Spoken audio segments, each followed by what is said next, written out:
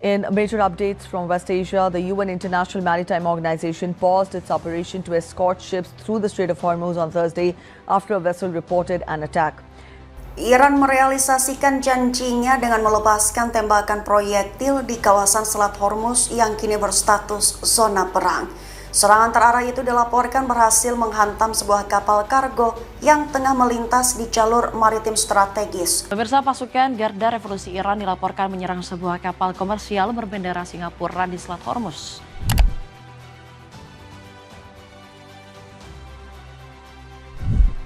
Dua musuh lama ini nampaknya kembali saling menantang, seperti bara di dalam sekam yang tak benar-benar padam. Setiap aksi dari satu pihak selalu mendapatkan balasan dari pihak lainnya. Inilah gambaran yang tepat untuk melihat kondisi Amerika dan Iran saat ini. Kali ini kemarahan Amerika mencapai puncaknya setelah sebuah kapal berbendera Singapura dilaporkan menjadi serangan di Selat Hormuz. Jalur pelayaran yang selama ini menjadi urat nadinya perdagangan dunia kembali menjadi kawasan yang penuh ancaman. Insiden tersebut tidak hanya mengganggu stabilitas kawasan, melainkan juga memicu reaksi keras dari Amerika yang khawatir jika konflik semakin meluas. Di saat ketegangan belum sempat mereda, Israel justru menambah panas suasana yang ada di Timur Tengah. Berbagai operasi udara dan pengerahan pesawat tempurnya dinilai meningkatkan eskalasi. Seolah-olah setiap manuver sengaja menguji kesabaran lawan-lawannya. Ibarat api yang disiram bensin, setiap langkah Israel membuat suasana semakin sulit dikendalikan. Akibatnya Timur Tengah kembali berada di persimpangan berbahaya, di mana satu kesalahan kecil dapat memicu konflik yang lebih besar. Lalu apa sebenarnya yang membuat Iran tiba-tiba menyerang kapal Singapura? Dan bagaimana respon negara-negara di dunia atas serangan yang terjadi? Cetak gol akan merangkum Iran ngamuk tembak kapal Singapura di Selat Malaka gara-gara Israel sebagai berikut. Iran mengamuk kapal Singapura diserang di Selat Hormuz.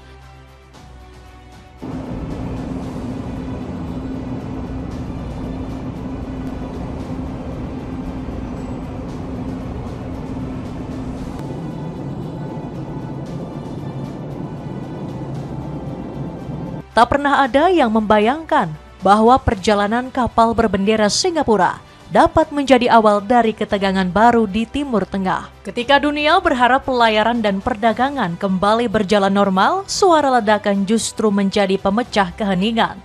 Serangan terhadap kapal tersebut langsung mengundang perhatian dunia karena terjadi di salah satu jalur perdagangan strategis dunia. Satu kejadian ini berpotensi menyebabkan terjadi guncangan pada sektor ekonomi, keamanan hingga diplomasi antara dua negara.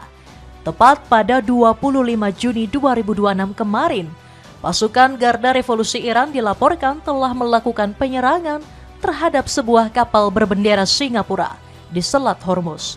Insiden itu sendiri sempat dikonfirmasi oleh seorang pejabat Amerika Serikat. Menurut informasi yang beredar, kapal tersebut mengalami kerusakan pada bagian anjungan kapal komersil.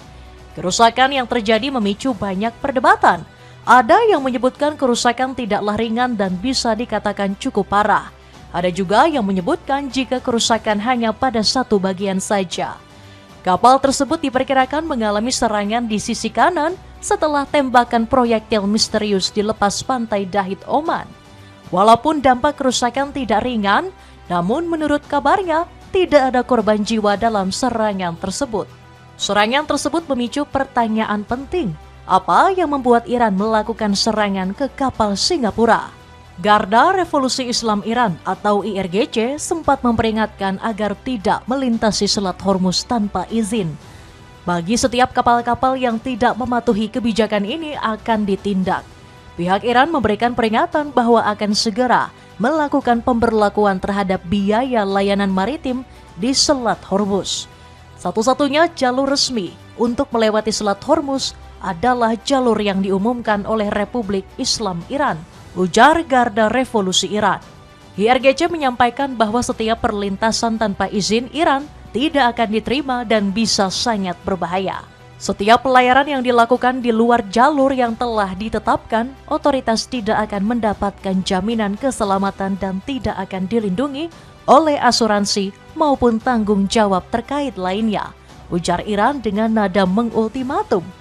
Tak hanya itu, pihaknya juga mengecam apa yang sering disebut sebagai rute baru yang diumumkan otoritas lain. Satu-satunya jalur yang diizinkan adalah jalur yang mengikuti negara Iran. Sempat diisukan bahwa Iran akan mulai menarik biaya atas kapal-kapal yang melintasi kawasan tersebut. Namun berbeda dengan Iran, Amerika justru menyatakan sebaliknya. Berdasarkan nota kesepahaman, Iran harus memberikan biaya gratis bagi kapal-kapal yang lewat. Kebijakan ini berlaku selama 60 hari ke depan. Hal ini dipertegas oleh Menteri Luar Negeri Amerika Serikat, Marco Rubio. Ia menyatakan bahwa setelah mengunjungi negara-negara Teluk Pekan ini, AS menyatakan bahwa Washington tidak akan menerima atau biaya apapun. Serangan tersebut memicu kekhawatiran dari seluruh dunia, terutama PBB, Organisasi Maritim Internasional atau IMO, dari Perserikatan Bangsa-Bangsa, menghentikan aktivitas sementara terhadap pengawalan kapal-kapal. Organisasi ini menghentikan aktivitas tersebut setelah serangan Iran terhadap kapal Singapura. Perusahaan Taiwan Evergreen Marine sempat menyatakan bahwa kapal Ever Lovely itu sudah berlayar di jalur yang direkomendasikan oleh Badan Keamanan Maritim Angkatan Laut Inggris. Seluruh awak, kapal, dan muatan dalam kondisi aman, ujar perusahaan pelayaran tersebut. Menurut otoritas keamanan, kapal tersebut diperkirakan diserang oleh drone-drone Iran. Atas kejadian ini, Sekretaris Jenderal IMO, Arsenio Dominguez, menyatakan bahwa organisasi ini memutuskan untuk menghentikan sementara operasi tersebut. Mereka ingin memastikan kembali bahwa jaminan keselamatan terhadap seluruh kapal. Kabar ini tentu saja menjadi momen yang cukup mengejutkan. Pasalnya pembukaan Selat Hormuz sempat menjadi momen-momen yang ditunggu banyak negara. Hal ini dapat dilihat dari melintasnya 115 kapal setelah Selat Hormuz dibuka pada hari Selasa lalu. Selain itu ada sekitar 2.500 pelaut yang telah berhasil dievakuasi. 115 kapal telah dievakuasi dalam 3,5 hari terakhir, yang mencakup sekitar 2.500 pelaut yang kini telah meninggalkan Selat Hormuz dengan selamat, ujar Dominguez. Namun akibatnya serangan di Teluk Oman itu ada sekitar 600 kapal yang ditangguhkan dan 11.000 pelaut yang gagal dievakuasi. Melihat banyak jumlah kapal yang gagal melintas ini, menunjukkan betapa besarnya pengaruh penutupan Selat Hormuz. Bukan hanya berdampak pada cadangan energi, melainkan juga pada logistik yang dibawa kapal-kapal tersebut. Bisa dibayangkan jumlah kerugian yang diterima akibat penutupan Selat Hormuz oleh Iran. Namun di sisi yang lain, ini sebenarnya memberikan peluang strategis bagi Iran. Jumlah kapal yang melintas ini berpotensi menjadi sumber pemasukan besar bagi Iran. Padahal selama ini, kapal-kapal yang melintasi Selat Hormuz tersebut bebas melintasi wilayah tersebut. Potensi inilah yang kemudian membuat Iran nekat memberlakukan kebijakan blokir pemungutan terhadap Selat Hormuz. Publik kembali bertanya, apakah tindakan Iran ini tidak memicu kemarahan Amerika? AS murka potensi batalnya gencatan perdamaian. Tindakan Iran dalam menyerang kapal Singapura ini menuai kecaman dari Amerika Serikat. Donald Trump bahkan menyebut serangan oleh Iran tersebut sebagai pelanggaran bodoh terhadap perjanjian gencatan senjata. Salah satu drone menghantam telak dek atas sebuah kapal kargo besar yang sangat mahal. Sementara 3 drone lainnya ditembak jatuh, ujar Trump di platform Truth Social. Jelas sekali, ini adalah pelanggaran bodoh terhadap perjanjian gencatan senjata kita, tambah Trump. Agaknya salah satu hal yang membuat Amerika sangatlah marah adalah potensi besar terhadap serangan tersebut. Serangan sedikit saja pada Selat Hormuz akan memicu rentetan serangan lain. Dan ini berpotensi menjadi konflik lanjutan di Timur Tengah. Mengingat saat ini Israel masih menolak menyatakan menyerah sepenuhnya.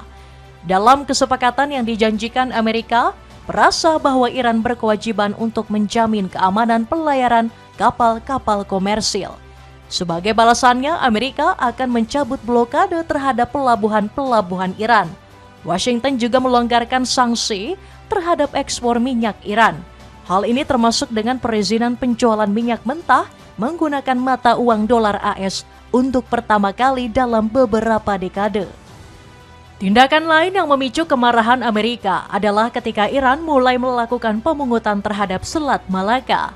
Namun Amerika kembali menegaskan bahwa tidak ada negara yang berhak mengenakan tarif di jalur perairan internasional. Ini adalah jalur air internasional. Tidak ada negara yang diizinkan untuk memungut tol atau biaya di jalur air internasional. Itu adalah hukum internasional yang berlaku, ujar Menteri Luar Negeri AS Marco Rubio. On an international waterway. That's existing international law. That's the way it is in international waterways all over the world, and that's the way we expect it'll be here. So I don't think we have anybody to convince around here in that regard. I think all the countries in this region would agree with us. All right, see you tomorrow. Padahal di saat yang bersamaan antara Iran dan Oman telah sempat menjajaki pengelolaan Selat Hormuz.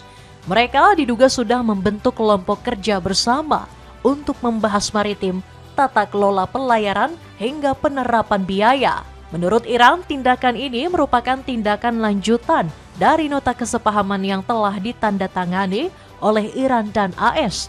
Dokumen ini ditafsirkan sebagai upaya Iran, Oman, dan negara-negara pesisir Teluk menyusun mekanisme baru pengelolaan navigasi. Jika mengacu pada hukum internasional, memang terdapat larangan menghambat kapal-kapal yang melintasi jalur laut internasional. Hal inilah yang berlaku pada Selat Hormuz. Namun bagi Iran yang berpegang teguh pada hukum domestik merasa memiliki hak mengelola Selat Hormuz. Ketidakpastian inilah yang membuat para pelaku ekonomi industri serba kesulitan. Iran menginginkan agar kapal-kapal yang melintas memperoleh izin terlebih dahulu kepada mereka. Sebaliknya, bagi Amerika dan perusahaan-perusahaan asuransi Barat justru menyarankan agar mereka menggunakan jalur di sisi Oman yang berada di bawah perlindungan udara AS. Hal inilah yang kemudian menyebabkan terjadinya kebingungan di kalangan para perusahaan pelayaran. Mereka bingung harus mematuhi kebijakan siapa. Ketidakpastian aturan ini berpotensi dimanfaatkan oleh segelintir pihak memicu peperangan kembali. Dunia mungkin bertanya siapa dan bagaimana pihak tersebut memicu kembali konflik dan pertikaian. Namun banyak yang lupa bahwa Israel belum sepenuhnya menyerah. Negara ini memang sempat menuju meja perundingan. Namun siapa yang akan percaya pada negara yang kerap kali menggagalkan gencatan senjata? Tentu banyak pihak ragu terhadap komitmen Israel terhadap perdamaian. Dapatkan paket bundling 3 pieces celana pendek pria super nyaman yang lagi turun harga. Cek linknya di bawah ini buat dapetin harga promo. Israel jadi dalang memanasnya konflik di Timur Tengah. Berulang kali negeri Zionis ini memicu api pertikaian. Hal ini setelah pesawat-pesawat Israel tampak melintasi di antara negara-negara tetangga Iran. Tindakan ini memicu kerugian dan protes keras oleh Teheran. Mereka sepertinya menganggap tindakan Israel ini adalah upaya mata-mata. Markas Besar Pusat Khatam Al-Anbiya memberikan peringatan terhadap pesawat-pesawat militer Israel di dekat wilayah kedaulatannya. Pesawat militer teroris rezim Zionis di langit beberapa negara tetangga menuju Iran merupakan tindakan berbahaya dan ancaman, bunyi pernyataan Khatam Al-Anbiya. Iran bahkan mengancam apabila Amerika merasa tidak tahu menahu dan gagal mengendalikan Israel, militernya tidak akan segan-segan terhadap pesawat itu. Tampaknya Iran menyadari bahwa tindakan Israel ini bukan hanya sekadar kebetulan belaka. Sebelumnya, Pakistan sempat mengungkapkan bahwa jalannya perdamaian dan kesepakatan dua negara tidaklah mudah. Hal ini setelah Pakistan menyoroti agresi militer yang dilakukan oleh Israel. Tindakan tersebut berpotensi memicu kembali konflik terbuka antara dua negara. Israel adalah pengacau di kawasan tersebut, rintangan utama dalam jalan menuju perdamaian. Hari ini mereka terisolasi dan kehilangan teman-teman di dunia karena kejahatan perang serta pelanggaran hak asasi manusia yang begitu terlihat. Ujar Dubes Zahid mengkritik keras Tel Aviv. Bahkan sebelumnya, Pakistan sudah meminta PBB untuk mengambil tindakan yang dapat mengancam batalnya perundingan. Jika peperangan ini terus berlanjut, maka besar kemungkinan akan memicu kembali krisis global. Bahkan dikabarkan sebelumnya jika Pakistan telah berhasil mencegah pembunuhan terhadap salah satu mediator Amerika dan Iran. Rencana pembunuhan itu dilakukan oleh seorang agen Mossad terhadap Asim Munir. Klaim ini sendiri disampaikan oleh jurnalis sekaligus analis asal Prancis Pepe Escobar. Ia menyatakan bahwa Pakistan telah berhasil menggagalkan rencana pembunuhan tersebut. Hal lainnya yang membawa efek langsung bagi Amerika Serikat adalah naiknya harga minyak dunia. Bahkan dikabarkan Donald Trump sempat murka akibat harga minyak di Amerika belum juga turun. Trump bahkan sampai memerintahkan Departemen Kehakiman untuk menyelidiki perusahaan minyak besar. Ia menuduh perusahaan-perusahaan besar seperti Chevron, Exxon, Mobil, SH, dan BP mengambil keuntungan berlebih atas harga BBM yang tinggi itu. Menurut Gedung Putih, harganya saat ini seharusnya jauh lebih murah. AS memperkirakan bahwa harga minyak ideal ada pada kisaran 2,25 US dollar per barel. Namun di lapangan belum menunjukkan penurunan harga. Hal inilah yang membuat Amerika sangat getol sekali mengupayakan agar pembukaan Selat Hormuz dapat dilakukan. Bukan hanya dibuka, ia juga mengharapkan harga minyak dunia segera bisa turun. Sepatu lari dari Spotek ini punya desain yang sangat fashionable. Cek linknya di bawah ini. Itulah ulasan Iran ngamuk tembak kapal Singapura di Selat Hormuz gara-gara Israel. Akankah Amerika dan Iran dapat kembali? Dan bagaimanakah nasib Selat Hormuz ke depannya? Coba tulis pendapatmu di kolom komentar di bawah ini.